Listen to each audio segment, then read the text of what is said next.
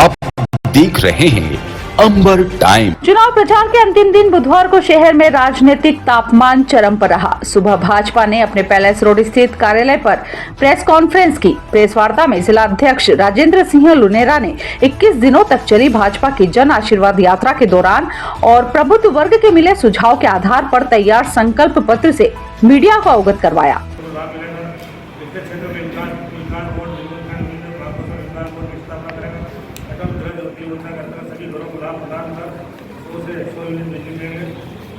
दोपहर को भाजपा ने नाहरपुरा चौराहे से भाजपा प्रत्याशी चैतन्य काश्यप ने महाजन संपर्क किया। भाजपा के महाजन संपर्क में बड़ी संख्या में भाजपा कार्यकर्ता शरीक हुए। भाजपा प्रत्याशी श्री काश्यप खुले वाहन में सवार होकर आशीर्वाद मांग रहे थे।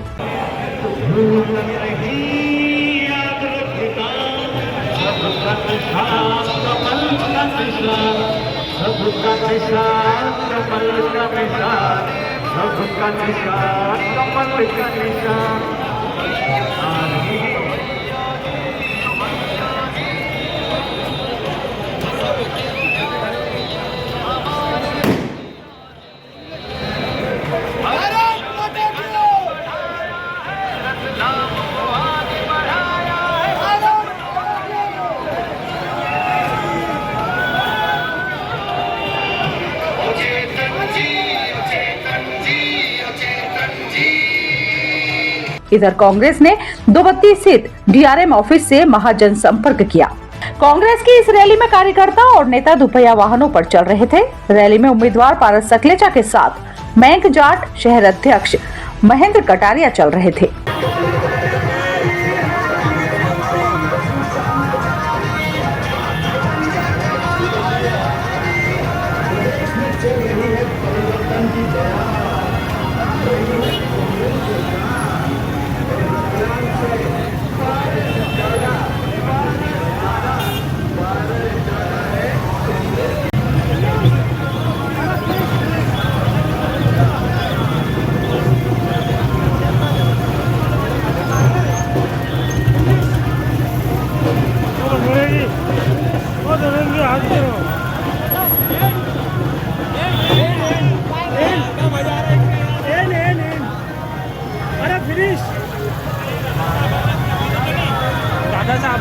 अरे यार पब्लिक के पीछे रैली आ रही है।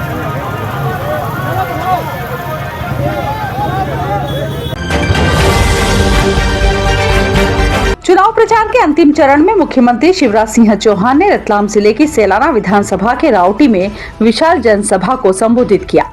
भाजपा प्रत्याशी संगीता चारेल के समर्थन में हुई इस सभा में उन्होंने कहा कि वनवासियों के कल्याण में भाजपा ने कोई कसर नहीं छोड़ी है।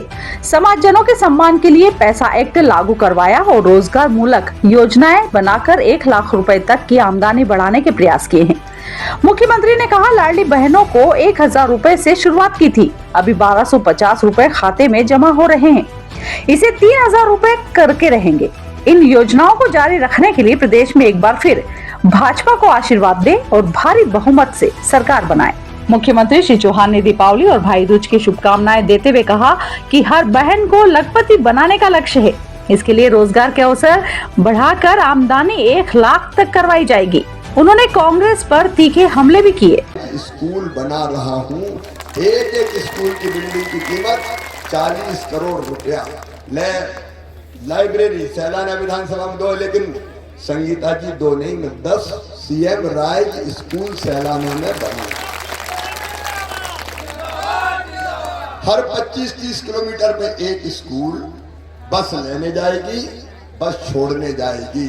अरे अरबपतियों के बेटे जैसे स्कूलों में पढ़ते हैं, उनसे बेहतर स्कूल बना के दूंगा मेरे बच्चे के बेटे बेटियों को, भांजे भांजियों को। और फीस नहीं लगेगी, फीस मेरे बच्चों नहीं लगेगी, फीस मामा भरवाएगा, बस के पैसे भी मामा देगा। अच्छे नंबर लाओगे, मामा लैपटॉप भी देगा।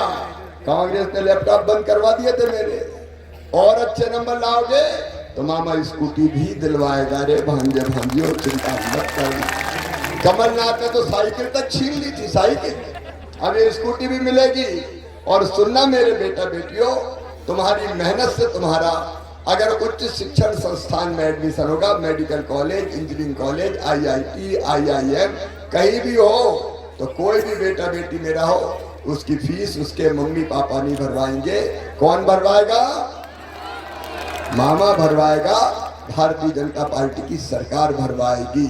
और अगला हमारा लक्ष्य है प्रत्येक परिवार एक रोजगार। इसको ध्यान से सुनना, प्रत्येक परिवार एक रोजगार। हर परिवार में एक रोजगार देते रहेंगे, कोई बेरोजगार ना रहे, हमारी कोशिश होगी। मेरे साथ बोलिए, प्रत्येक परिवार, आप एक रोजगार बोलिए, प्रत्येक परिवार, प्रत्येक परिवार। ये हमारा आगे का विजन है। कांग्रेस ने तो सब योजना बंद कर दी थी, मेरी बेटियों की शादी तक बंद कर दी थी, कन्याओं की। अब बेटियों की शादी पे 1 लाख रुपया विदाई दी जाएगी, ताकि मेरी बेटियों की जिंदगी गृहस्थी आसानी से चले। और मेरी बहनों, रसोई गैस का सिलेंडर 450 में देंगे। और बिजली के जिनके बड़े बड़े बिल आए, मैं केवल काम की बात कर रहा हूँ क्योंकि टाइम कम है। कांग्रेस प्रत्याशी पारस सकलेचा दादा के समर्थन में स्थानीय चांदनी चौक में आम सभा आयोजित की गई। आम सभा में कांग्रेस प्रत्याशी विधायक पारस सकलेचा के साथ शहर कांग्रेस अध्यक्ष महेंद्र कटारिया, जिला युवा कांग्रेस अध्यक्ष मयंक जाट, महिला कांग्रेस अध्यक्ष कुसुम चाहर सहित कांग्रेस के पदाधिकारी मंचासीन रहे। युवा कांग्रेस जिला अध्यक्ष मयंक जाट ने अपने उद्बोधन में कहा कि भाजपा वाले बोलते हैं कि हम व्यापारी वर्ग के उत्थान के लिए बहुत सारे काम करते हैं, लेकिन किसी ने कोई काम नहीं किया। 2013 के अंदर हमने एक उद्योगपति को यहाँ की कमांड सौंपी थी। सभी के अंदर एक उत्साह था कि रतलाम में रोजगार आएगा, कंपनियां खुलेगी, व्यापार के अंदर उन्नति होगी, लेकिन आज तक ऐसा कुछ भी काम नहीं किया गया। सबसे पहले उन्होंने यहाँ पर गोल्ड कॉम्प्लेक्स बनाने की बात कही थी, लेकिन वो भी अब 2023 में सिर्फ गड्ढे खोदे जा रहे हैं। बहुत सारी बातें आप सभी को बताई है, किस प्रकार से भाजपा की सरकार के अंदर व्यापारियों पर जो टैक्स लगाने की एक बात करी थी कि जितनी चौड़ी रोड आपके दुकानों के सामने है, उसके हिसाब से आपको टैक्स देना पड़ेगा साल भर का नगर निगम को। उसके लिए हमने विरोध करा, व्यापारी प्रकोष्ठ ने विरोध करा और वो मांग को मानकर उस टैक्स को हटा दिया गया। क्यों हटा दिया गया उस टैक्स को? क्योंकि आने में चुनाव था, चुनाव के कारण उस टैक्स को हटा दिया गया। उनकी नियति देखिए कि किस प्रकार से व्यापारी वर्ग की बातें करते हैं कि हमने व्यापारी वर्ग के लिए, व्यापारी वर्ग के उत्थान के लिए बहुत सारे काम करे हैं, लेकिन आज तक किसी भी प्रकार का कोई काम उन्होंने नहीं करा। 2013 के अंदर हमने एक उद्योगपति को यहाँ की कमान सौंपी थी। सभी के अंदर एक उत्साह था कि रतलाम में रोजगार आएगा, कंपनियां खुलेगी, व्यापार के अंदर उन्नति होगी, लेकिन आज तक ऐसा कुछ भी काम नहीं किया गया। सबसे पहले उन्होंने यहाँ पर गोल्ड कॉम्प्लेक्स बनाने की बात की थी कि हम रतलाम शहर के अंदर गोल्ड कॉम्प्लेक्स बनाएंगे।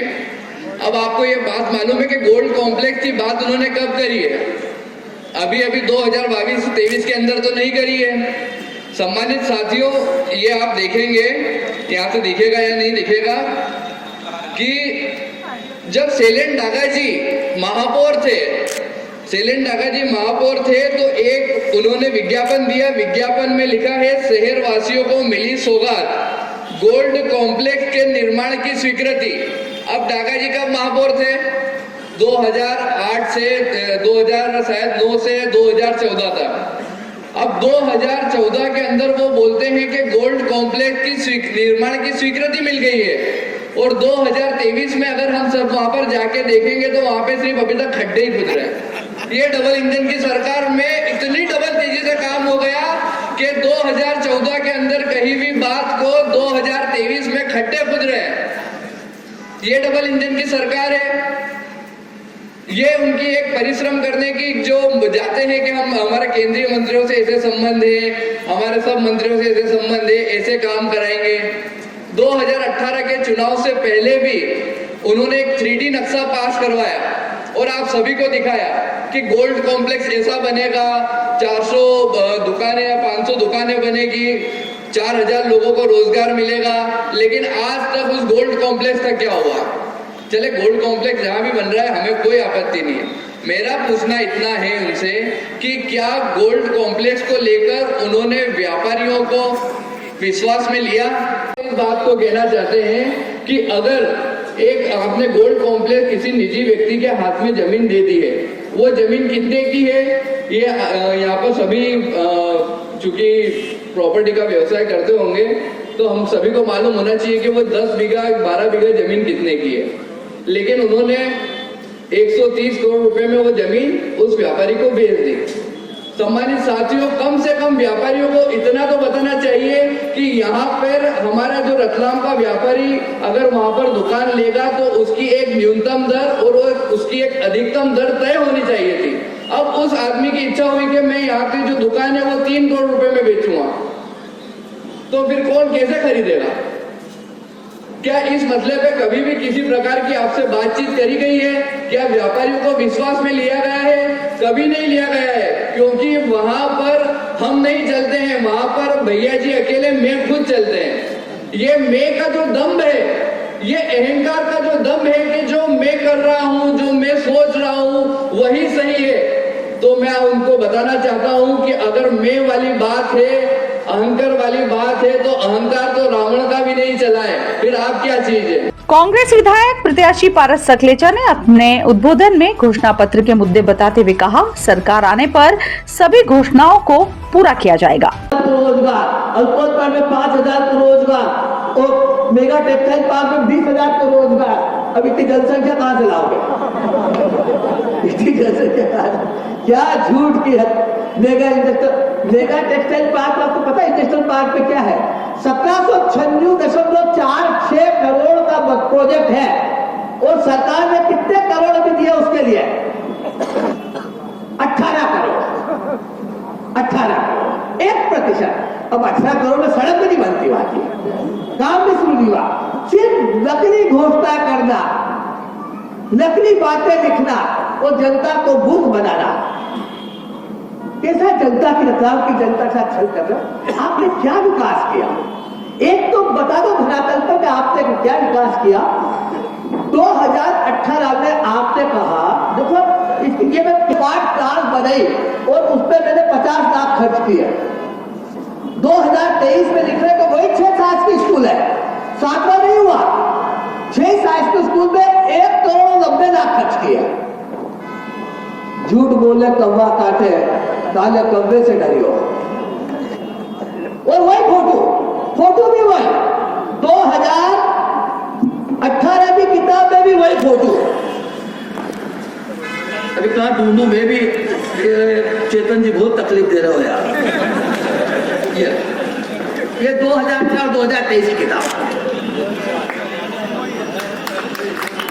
ये 2018। वारे चेतन, तेरे एडवर्टाइज में फोटो नकली, तेरी किताब में भी फोटो नकली, तू असली कब बनेगा?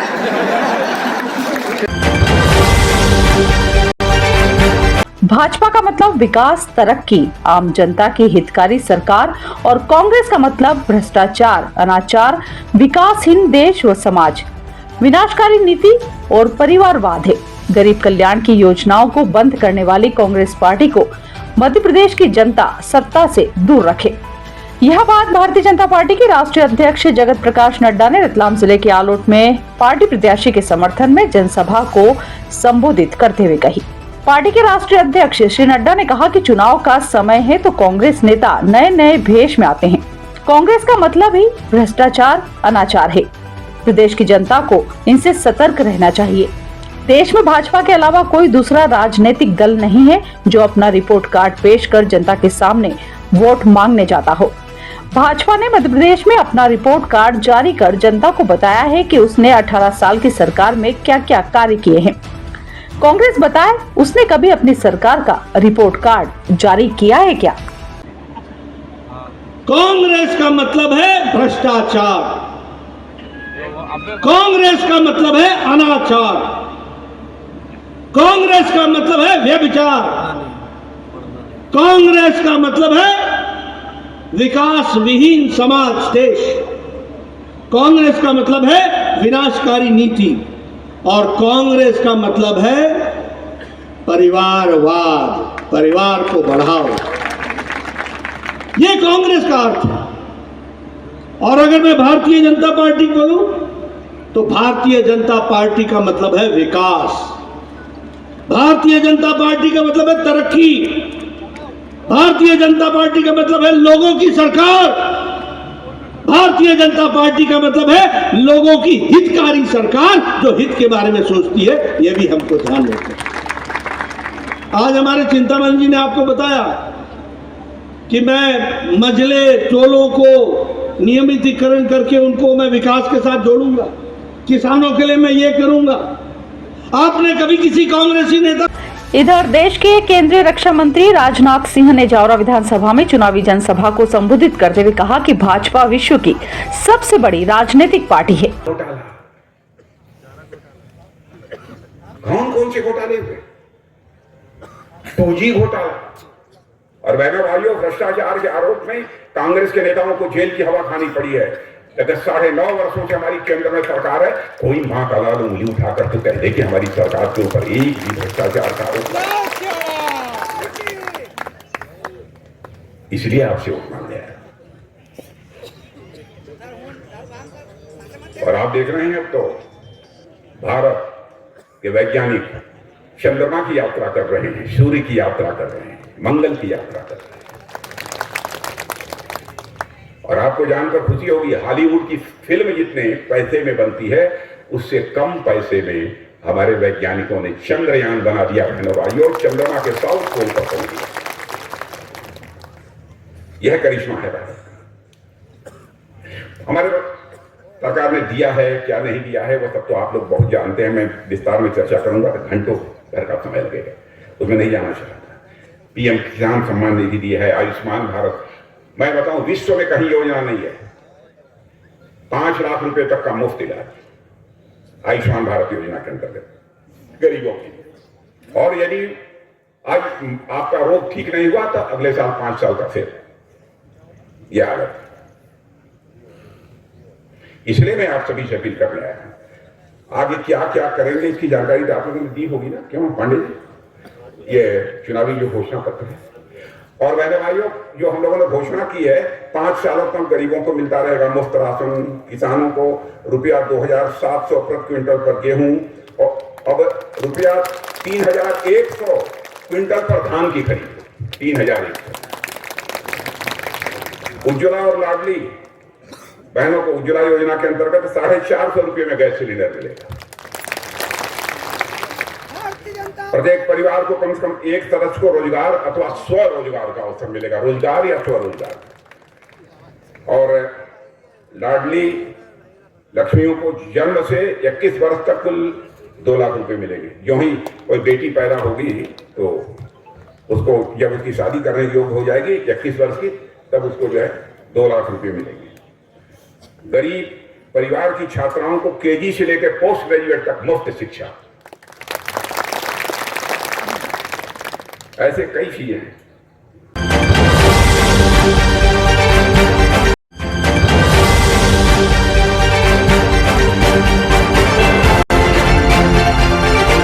आप देख रहे हैं अंबर टाइम।